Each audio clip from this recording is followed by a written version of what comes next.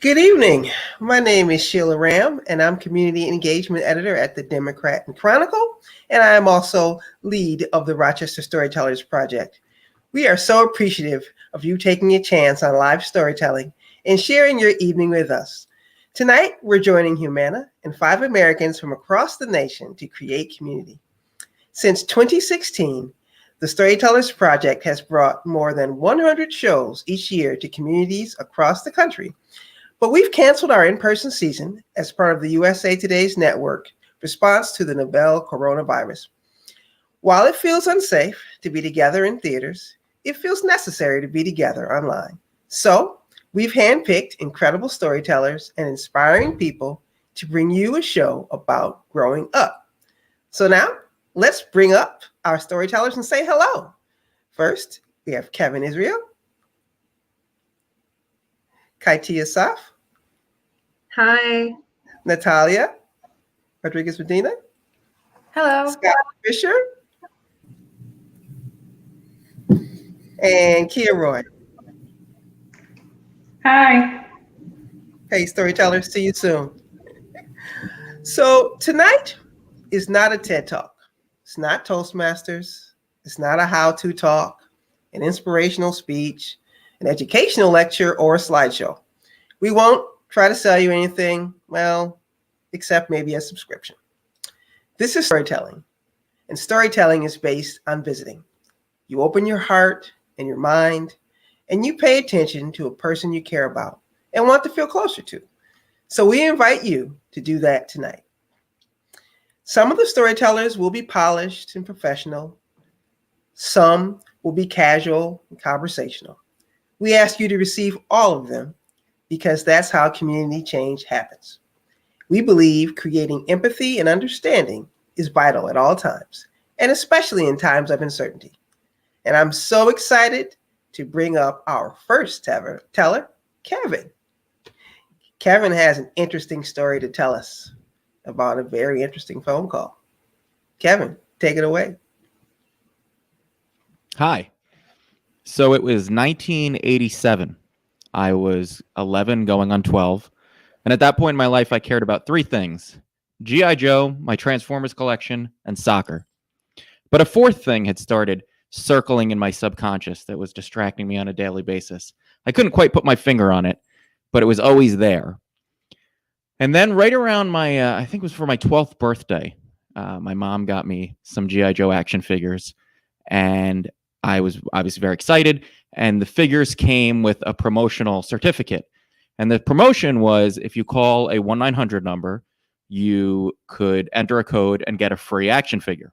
And for those of you in the audience who are too young to remember what a 1-900 number was, they were phone numbers that caused a whole lot of trouble back in the 80s. They were toll calls, and they offered all sorts of different services. So this promotion came with a slip that said, I think it was 50 cents for the call, and you got a free action figure. And it said, kids, make sure to ask your parents before you call, which, like a good kid, I did. I asked my mom one day if I could call, and she said, yep, just call once and don't keep calling. So I said, absolutely. So I called the number, and I got a voicemail, and it said, the service you're trying to call is not active right now. And I was about to hang up, and it said, but if you'd like to utilize some of our other services, and it started this long list of other options. And there was gambling hotline, and there were sporting hotlines, and there was a fortune teller. And then it said, and now for our adult callers, we have, and something in my mind clicked on and said, I should probably listen to this. And it started listing all these adult 1-900 numbers. And I just grabbed a pen and paper and started furiously writing them down. And as soon as it had finished the list, I hung up and immediately started calling all these numbers. And I listened for at least an hour to these different numbers. And and they were adult hotlines. It was basically porn on tape, and just audio. So I was just listening, and I was 12. I had no idea what any of this meant, what they were saying. I didn't understand anything, but I knew that it was really interesting and I needed to find out more. And I listened that one day and I said, you know what? I'm not going to call again. And then the next day when my parents weren't around, I immediately started calling. And this became a daily ritual. I'd call and listen and call and listen. And when you only have words, audio to communicate sex, you use a lot of very descriptive words. And I went from not knowing any of those words to knowing all of those words in the matter of 3 days. But I still didn't know exactly what they meant. So I would experiment with them with my friends. And I don't think I ever got any of them right. But I kept trying. And so this went on. I just kept calling and calling. It must have gone on for a few weeks. And then one day I was in my room playing with some of my toys. And my mom came in and she had some papers in her hand. And she said, Kevin, have you been calling 1-900 numbers? And I looked at her with all the honesty I could muster. And I said, no, I haven't called any 1-900 numbers. And she said, I didn't think so. It must be a mistake. I'm going to call the phones to the phone company and dispute this. And she did. And she got all the tolls dropped. And I was shocked because I got away with it. I felt like I had gotten away with the world's greatest crime. And so I said, you know what? I'm never calling those again. And I didn't for about 2 days. And then, like any addict, I was immediately back and I was calling. But this time I'd started telling my friends about it. So when my friends were over, if my parents weren't around, I would have them sit around my phone. My dad had an office in the house at the time, and he had one of those old phones with all the different lines on and all the different buttons, and it had speakerphone. And we would sit around the phone and just listen to these calls on speakerphone. And none of us knew what anybody was saying. And we would compare notes and try to figure out what it all meant. And we were never right. We never had any idea what we were listening to. But this went on, and people in school started to hear that I had these numbers, other kids, and they started coming up to me and asking me if they could have these phone numbers. Now, I wasn't a dummy, and I had an entrepreneurial spirit, so I started selling the numbers to these kids. I think it was 1 for $1, 3 for $2. I was always trying to give somebody a bargain, and I was making a decent amount of money every day coming home from school, calling these numbers. And in my head, I was like, well, it costs them something, but I'm making money, so it all works out, because that's what you think when you're 12. And so this went on for a little bit.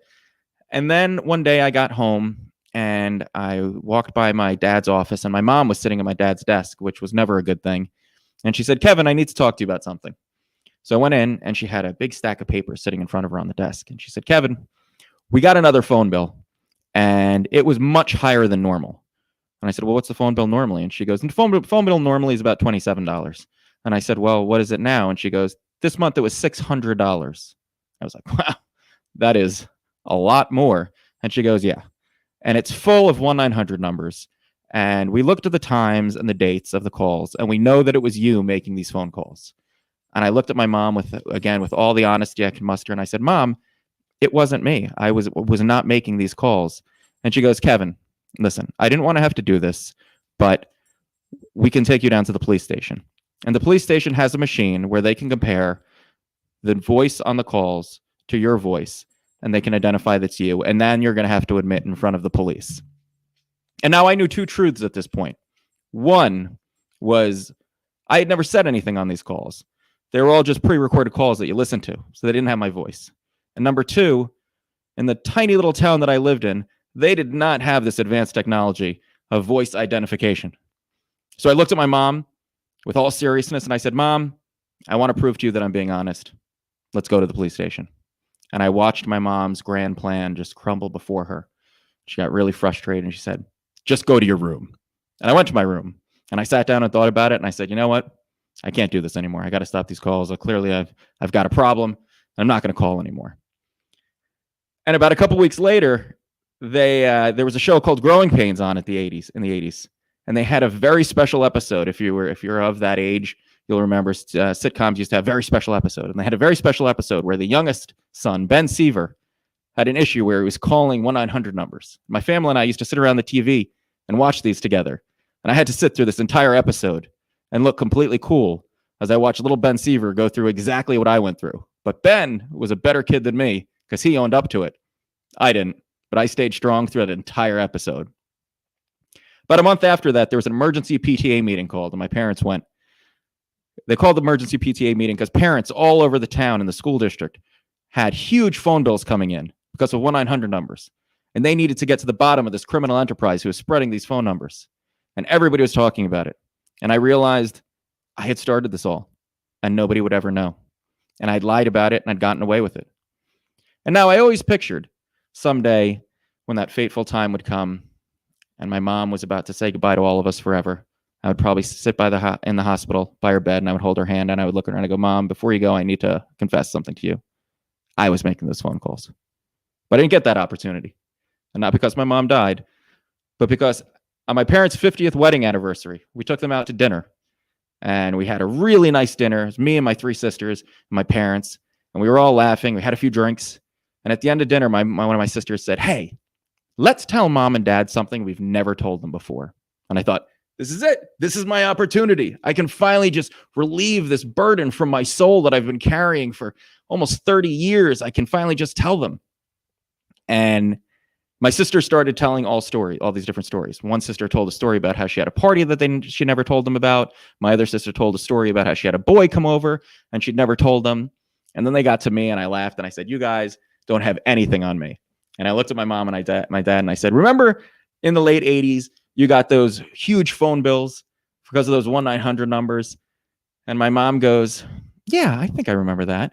And I said, well, I have to tell you, after all this time, I lied. It was me. I was making those phone calls. And my mom looked confused and my dad suddenly had this far off look. My mom suddenly looks at my dad and goes, I thought you were making those phone calls. My dad looked at my mom and said, I was. So thanks, guys, for listening to my story and enjoy the rest of the amazing storytellers you're going to hear tonight. Kevin, I love that story. Thank you so much for sharing. I have an important question, however. Did you ever pay the parents back the $600 for that one bill? Sheila, I don't know why you would even bring that up. Thanks, Kevin. Talk to you soon. Thank you.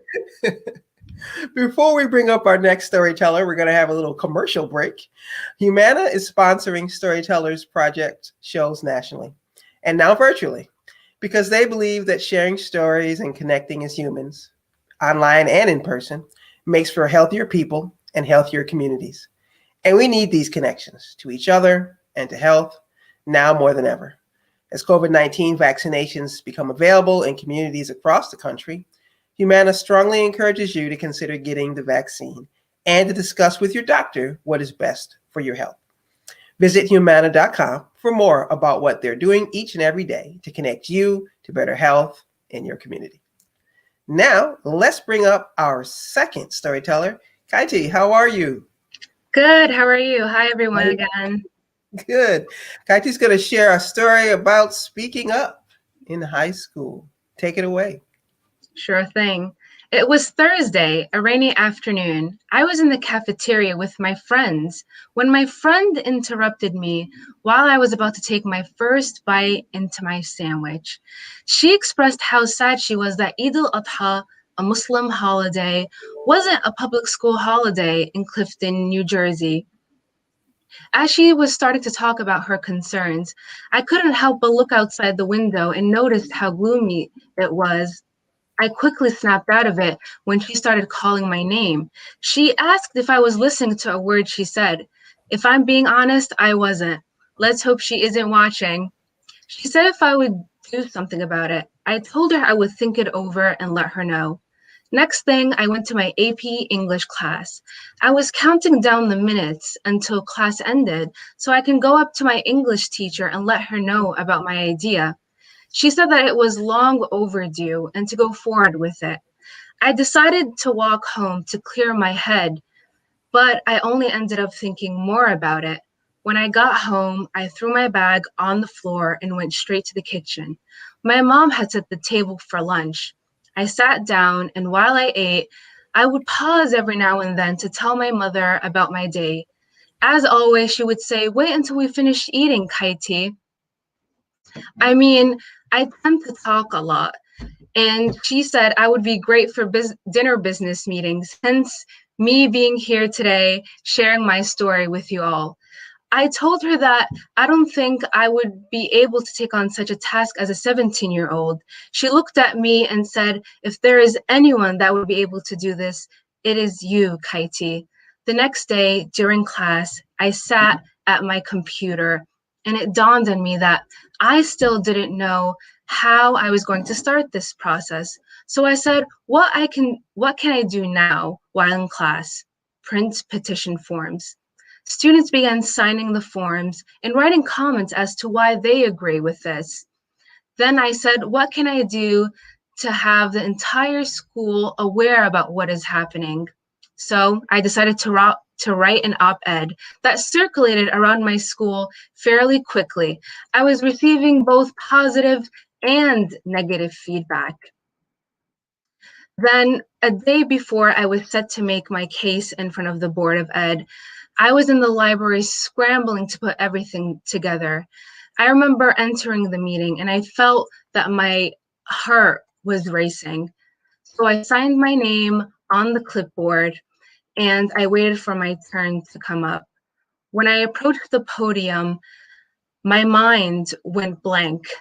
The only words I could utter were, "Good afternoon, my name is Kaiti Asaf, and I am here because..." I felt the blood rushing through my face. I started to stutter as I read what I wrote, but I knew I had to go through with it. I remember a board member telling me that we have too many too many snow days, and adding the holiday would delay the school year. I said, I want you to put yourself in my shoes for a moment.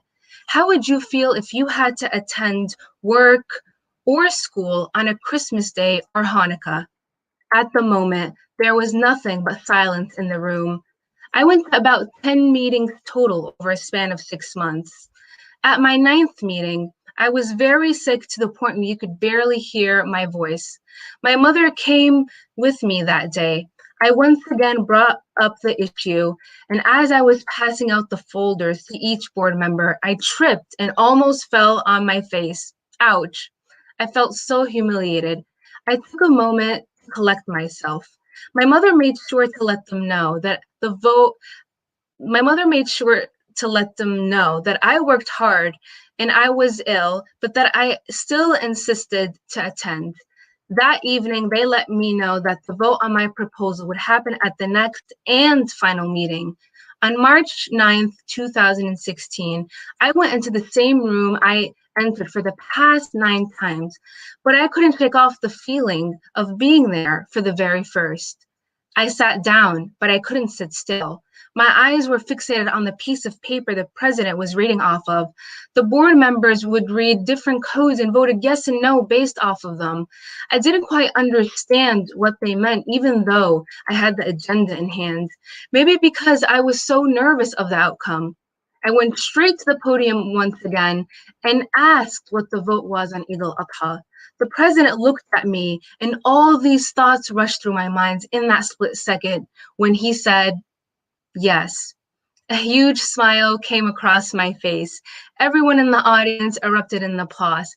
I did it. We did it. I couldn't contain my enthusiasm. I went to my mother and gave her a big hug. When we went back to the car, I blasted a Taylor Swift song. I started picturing what was going to happen the next day. I was going to walk the walk and talk the talk, and while I'm at it, flip my hijab. In reality, though, what ended up happening was I entered school like any normal day. What matters now is that Muslim students can take off on Eid al-Adha and not have to compromise between their faith and education. Young people are the future, and they have the power to bring about change. Thank you for listening. Wow. Thank you, Kaiti, so much for sharing that. And thank you so much for, using your voice. That was awesome. Thanks. So if you enjoyed Kaiti's story or Kevin's story, you can show a little love. How do you do that? Give them a clap. And that means you can hit the like button or reaction buttons. Next up, we're going to bring up our third storyteller, my colleague, Natalia. Hello. Hey, Natalia, how you doing? I'm good. How are you? I'm great.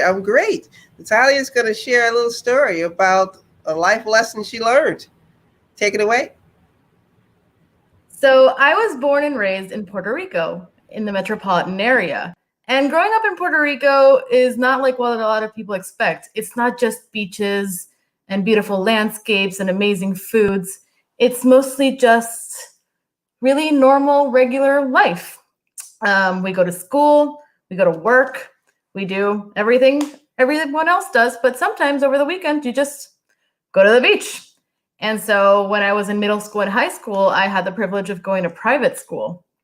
And there, I got to connect with so many people, and I got really good English language education.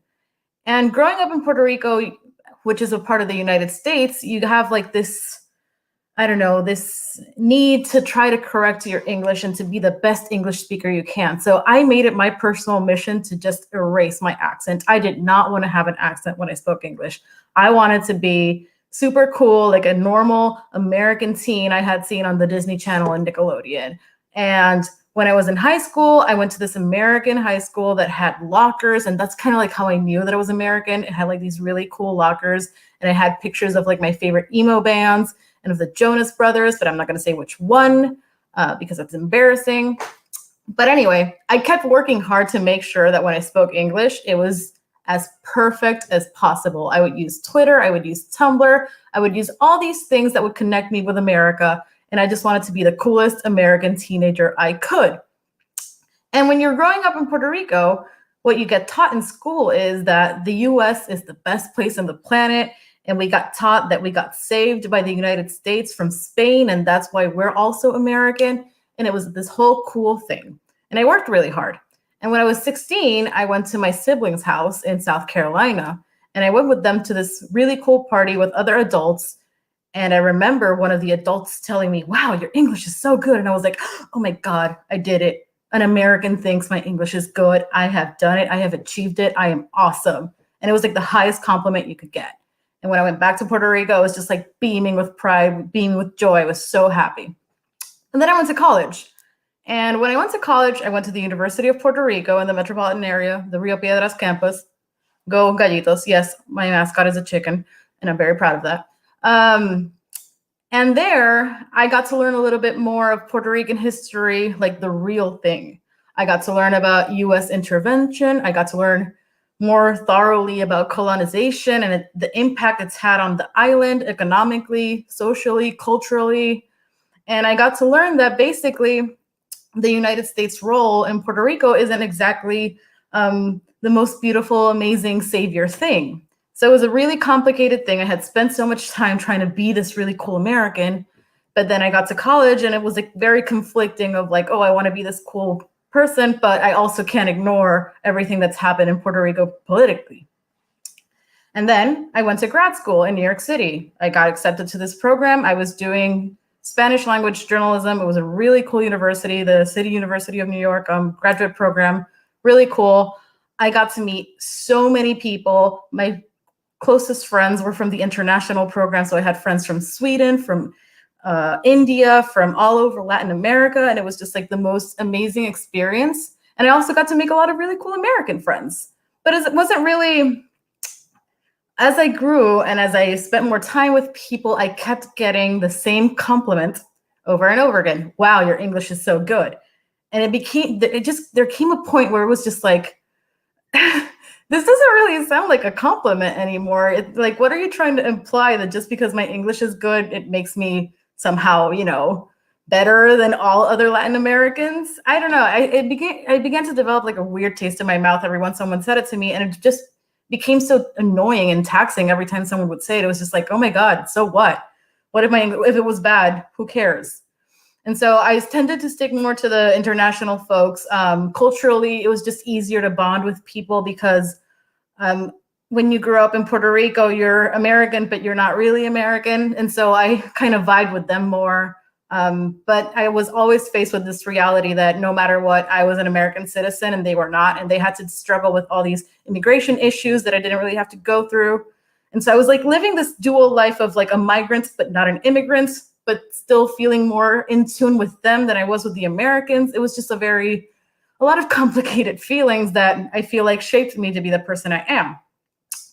And somehow, and a friend of mine told me, and I resent her for this, but I don't, I love her. She said, oh, you're kind of popular now. I was like, oh God, no, I hate that. But I think she was right, because I got chosen to be student speaker for my commencement. And that was like the biggest honor. And I spent months, literally months, working on this amazing speech about like inclusivity and diversity in journalism, how it's supposed to be for the better of journalism, not just like to rack up numbers or anything. Like I had like this whole amazing speech, and I was going to talk about my culture. And I remember specifically mentioning how like you should treat people of other cultures with respect, and like telling someone, oh, your English is so good is not really a compliment you think it is. I remember people saying something like, oh, people always ask me what the best tacos in New York City are. Like, I don't know, ask a Mexican. I'm not Mexican. Oh, what's the best spicy food? I don't know. We don't eat spicy food. Ask people who cook like that. And I pointed out all these things in my speech. It was a really hard thing for me to do because I didn't consider myself a good public speaker.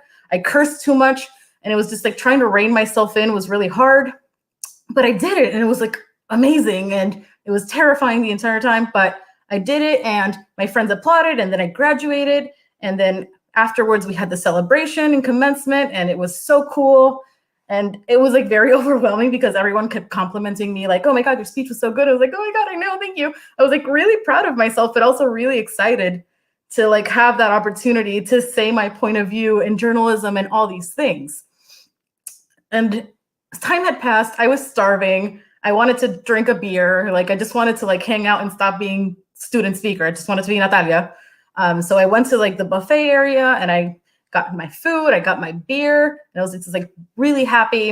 And then this mom, this classmate's mother comes up to me. She had the thickest Long Island accent, which I'm not going to imitate because I don't do accents, ironically. And then she goes up to me and she's like, oh, honey, you know that thing you said about your English not being like, don't listen to that. No, you're an American. Your English is fantastic and you should feel American. And like, no, don't say that. And I was just kind of stunned that the point of my speech just kind of like went way over her head, that me telling you, oh, this is kind of like a microaggression. Don't do that. And to her, she took it as an invitation to like validate my Americanness and my English. And I was like, oh God, like, why would you say that if you just completely missed the whole point of what I've spent months working on? And it was so incredibly frustrating. And I went from like being on this super high to like just being honestly pissed off. I was really mad. And I remember going to my best friend and being just like, this just happened and I'm so mad. But we forgot about it and drank about it and had a great time afterwards anyway. And then when I was preparing for this story, I remember thinking, wow, I got exactly what 16-year-old Natalia wanted. I got to be the cool teenage American person. And now that I have it, it sucks. Like, I feel like I erased my culture. I feel like people won't be able to know I'm Puerto Rican unless I say it. And it just, I can't tell you, like, I have the answer to how I feel. I don't know if I feel good about that. I don't know if I know I don't feel good about it, but I think it's going to have repercussions in how I live my life for the rest of forever, because maybe getting what I always wanted isn't the best thing. Maybe being the most Americanized version of myself that I can be is not what's best for me. And I sort of have some of those regrets that I took the Puerto Rican-ness out of the way I speak, but that's why I try to be as Puerto Rican as possible in my other ways. And yeah, if you've ever said something like that to someone, like, oh, your English is so good, don't feel like crap now. It happened. It's in the past. Just try to remember that maybe there are different ways to be a good, that doesn't define how good of a person you are. And it doesn't really make you a better quote unquote American or not. There's just multiple ways to be a person, to be good, and accent or not, it doesn't really define who you are. So that's my story. Wow, Natalia, thank you so much for just sharing that and for helping us to build understanding. Thank you. Yeah. Really appreciate that. So our next storyteller is also a colleague in journalism of mine, Scott. And Scott's going to share a pretty interesting story that has to do with music and other cool things. Scott, take it away. Thank you. So it was 1981, and I lived in the suburbs of Wilmington, Delaware, and I attended John Dickinson High School. So you know that old song, Walk This Way by Aerosmith, or Run DMC, depending on your musical orientation? I was a high school loser, never made it with the ladies. Yeah, that was me through most of high school. That is, until I joined a rock band called Paragon. I played the drums. We practiced for months and got good enough to play actual gigs. And it's not always true that joining a band gets you girls, but for me, it was. Eric was our lead singer, and his girlfriend's name was Paula, and her best friend was Marshall. Now, Marshall was amazing. She was smart and creative and funny and exotic because she was from Texas. She was blonde and beautiful and just downright hot with tight jeans and a little leather jacket. And she wanted to go out with me. I couldn't believe it. I felt like that guy in the Tom Petty song, even the losers get lucky sometimes. So we dated and fell in love and became inseparable. She was at every gig and every band practice, and I was always over at her place with her and her mom and her brother Sparky. Now, our band made a little bit of money, but not much. So I got a job at a nearby Exxon station. It was owned by a guy who, for the purposes of this story, I'll call Joseph, because he looked just like Joseph Stalin, right down to the big trapezoid mustache. Now, Joseph was a real hard ass to his pump jockeys. Your uniform had to be just right. And I had long hair, so he made me, tuck it up under my Exxon cap. And Joseph was a stickler for service. This was before the days of self-serve gas pumps. So the pump jockeys had to clean the windshield and check the oil and the tire pressure for every single car that came in. Excuse me. Joseph was kind of cruel too. You had to stand outside waiting for customers. Heat of winter, cold of winter, to stand out there in the weather because he thought that would draw drivers into his station. So anyway, senior year came and rolled along in a haze of music in Marshall, and then came spring, and everyone at school was talking about prom plans. And Eric and I were like, oh, prom is so lame, we're not even going. Oh, we're going to prom, all right, said Marshall. Paula and I have big plans. But here's the thing. They wouldn't tell us what the plans were. Our instructions were, get a tux, get flowers, have money for dinner, be ready and waiting at your house at 4 p.m. So I can handle that. I got a killer tux. My mom was a pro floral designer, so the flowers were awesome and free. So I was all set, right? Well, no. I forgot to ask Joseph for the day off work. And he was totally anal about his schedule. It was set 2 months out. If you were scheduled, you had to show up. No asking off, no switching. Let this be a life lesson in planning ahead, he would say. So when I asked off for prom, no dice. But Joseph, I whined, it's prom. It's a once-in-a-lifetime thing. I pretended like I really cared about prom. I told him, my girlfriend will break up with me. No, he said, next time you will think ahead. Someday you'll thank me for this. I kept working on him for 3 weeks solid, but he was implacable. So what should I do? Lose my job or disappoint Marshall? Well, you can probably guess what I did. So I was standing outside my house when the long white limo pulled up. And I couldn't believe it. This was before getting a limo for prom was a common thing. Then we went over to Eric's house, and on the way to pick up the girls, we were raging in the back seat like rock stars. The music was cranked up, and we were standing up through the sunroof playing air guitar. We picked up the girls and did the photo shoot at Marshall's place, and then we were off. Eric and I had no idea where we were going for dinner. So we were pretty surprised when the limo pulled into the McDonald's parking lot. And Marshall's brother Sparky was standing outside the door in a tuxedo with a white towel over his arm. He opened the door and welcomed us with a French accent. He escorted us in and showed us to our table, which had a white tablecloth and flowers and candles. He took our orders like a snooty waiter, going over the specials and asking if we'd like to see the soda list. He played the role straight and perfect, we didn't even crack a smile. So I ordered a Big Mac and fries, and then I sent the fries back because there was a burnt one. And we were just totally cracking up, soaking in the experience. And Marshall's mom had told the local newspaper about the stunt, and a photographer came out to take photos. And the McDonald's framed the clipping and hung on the wall near the bathrooms for years until they remodeled. So after dinner, we had some time to kill. So we drove around in our neighborhoods and showed off for our friends. And then I got an idea. Hey, I said to the limo driver, do you need any gas? Not really, he said. Would you top it off as a favor to me? I'll pay for it. So Joseph was standing out front waiting for customers. At least he walked his own talk. He couldn't see inside the back because the windows were tinted. He topped it off and scurried around the limo, squeegeeing the windshield and checking the oil and the tire pressure. And when he was taking the money, the driver said, "Sir, my client would like a word with you." And he rolled down the rear window. Joseph stuck his big Stalin mustache in the rear window, and it drooped into a Fu Manchu when he saw me, dressed to kill, with the prettiest girl in school wrapped around me in a sparkling dress.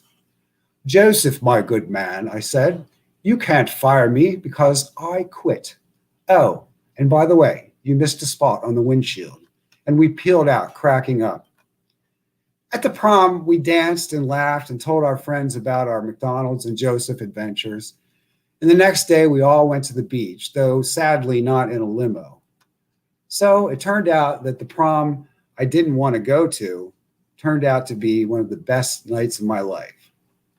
Now, my career plans were basically rock star. That was it, no other plans.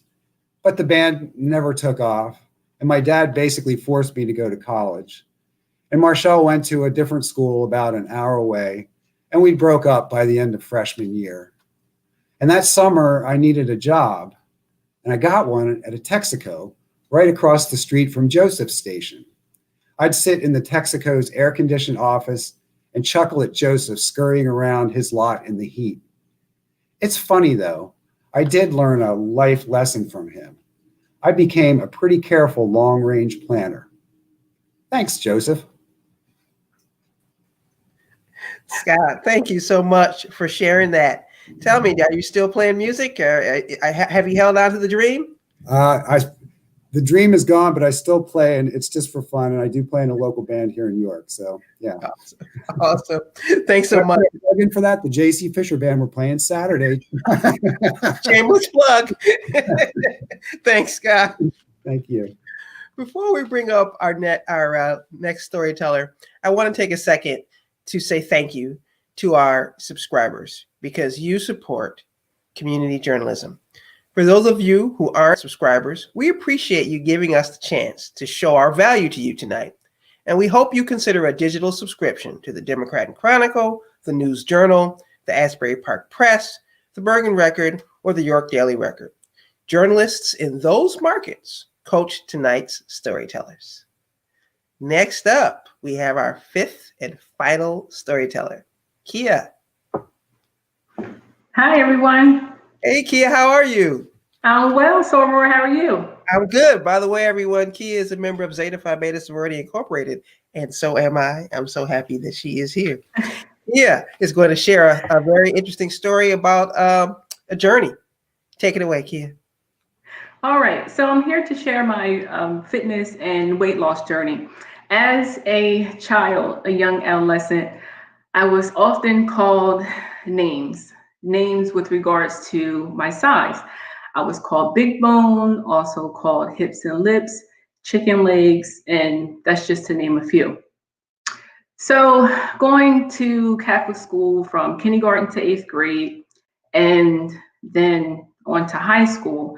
But I'll start with Catholic school because we had to wear this awful looking gym uniform. First of all, the colors were yellow and brown plaid, which so ugly to me. The gym shorts were very short and it made me self-conscious because of my legs. I always had big hips. And I just really felt uncomfortable. Sometimes I would make up excuses as far as not attending gym class or forgetting my gym uniform on purpose because of those reasons.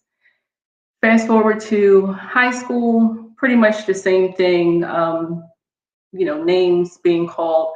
Oftentimes, I would think of it as being, people are trying to be friendly, create friendships or whatever. But in the back of my mind, it really stuck and really hurt my feelings somewhat, because I knew, regardless of my size, I always carried myself well and presented myself well, but I didn't really want it to be the size that I was per se. Fast forwarding to college, same thing. Sometimes being called names or just people saying different things about me. But oftentimes I would just kind of shrug it off. And again, like I said, just felt as though people were trying to make friends, build friendships, or what have you. So after graduating from college, I became a wife and became a mother. And then I just, was what was important to me, or still is important, but I was more so focused on being the best mother and being the best wife that I could. So fast forward about 14 years later, one day I was sitting at home, and I believe I was home by myself, and I went to sit on the sofa and I tried to cross my legs, and I couldn't cross my legs. And I'm like, wow, like that's, I didn't like that. That didn't sit well with me, because I feel like as a woman, I should be able to cross my legs if I desire or if the need arises. And I knew I had to do something about it. In addition to that, I would also have like frequent right knee pain. And I wasn't participating in any sports or didn't have any, injuries or do anything that necessarily caused me to have that pain. So I knew it had to be my weight.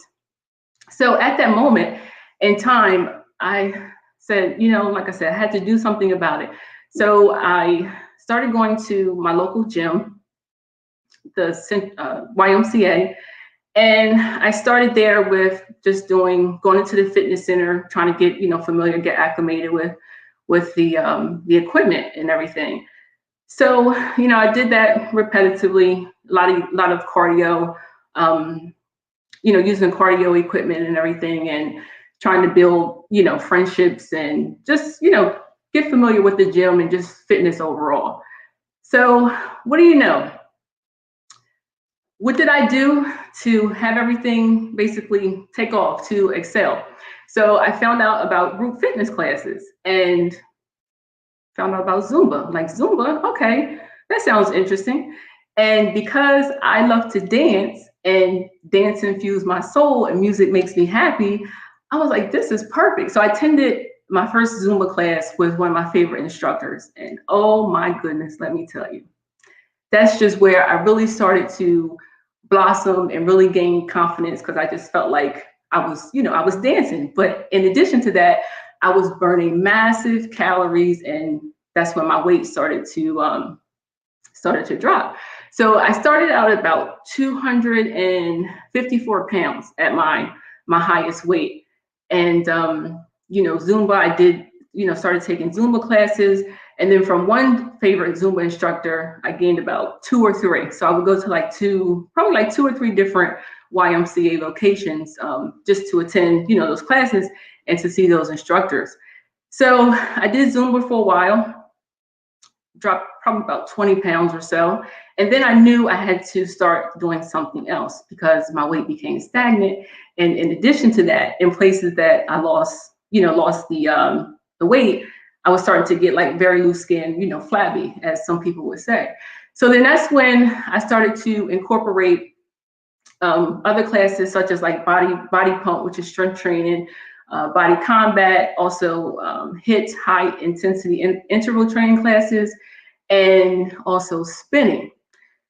So those are the things that I did to basically, curtail, the name calling, and to help with, me feeling better physically and also mentally as well, and to also help with building confidence.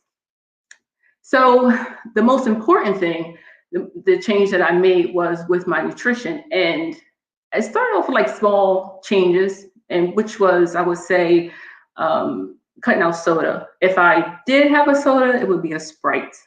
Trying to drink more water, and then also making sure I ate like the traditional like fruit, balance your fruits and vegetables, like 3 fruits a day, 2 vegetables, or two fruits, three vegetables, or what have you. So then after that, with the whole nutrition piece, and the fitness is excelling. I'm going to class, and really having a lot of more confidence, and really exploring like other fitness programs and different things. I really started to feel amazing. I still feel amazing till this date. Have more confidence, but I also experienced some struggles. Starting out, I used to always be the participant that was always in the back. Now you can't tell me anything, because I don't care if I'm new to class, never attended. I'm in the front. I attend the class with confidence, and if I don't know, I'm learning. I'm talking to people if I have questions, different things like that. So I did start with that struggle, as far as having that confidence, being the person in the back, or maybe skipping out on class early because I didn't want to do like the core portion of the class, or whatever it was that I felt as though that made it like very challenging, or that I couldn't get through. And also still sometimes nutrition, because it's not, with me, it's not perfect day every day.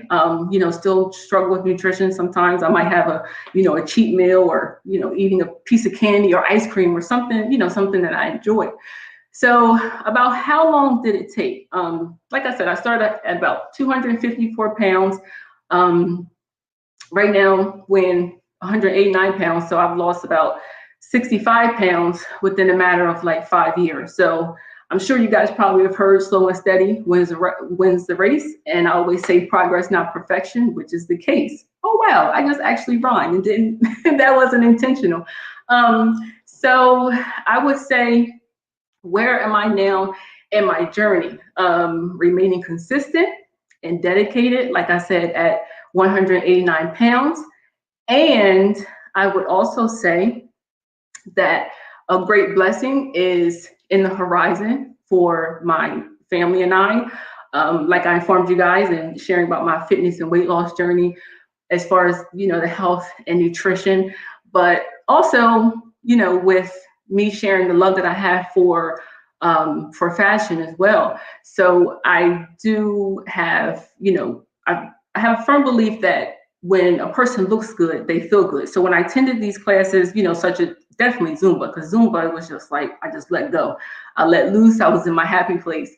That's when I really started to build a lot of confidence. And I was just like, just feeling great. And still, like I said, to date, still feel great.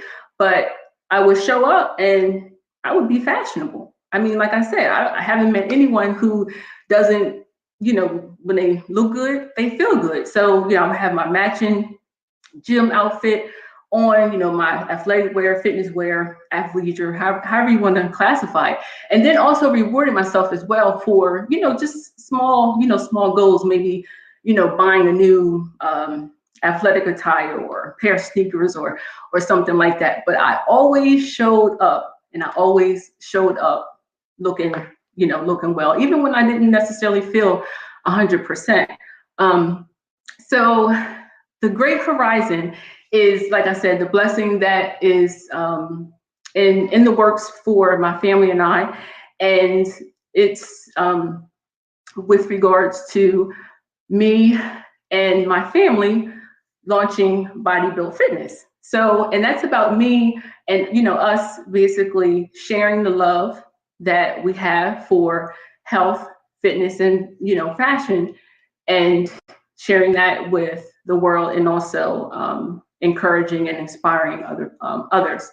And I just want to let everyone know that it's, about, like I said, slow and steady wins the race, but it's also about being consistent in addition to, the dedication and determination, all of those things. So I do always encourage and inspire, but definitely encourage to practice self-care, be intentional, with your self-care and, with self-love as well. So stay tuned for Body Build Fitness.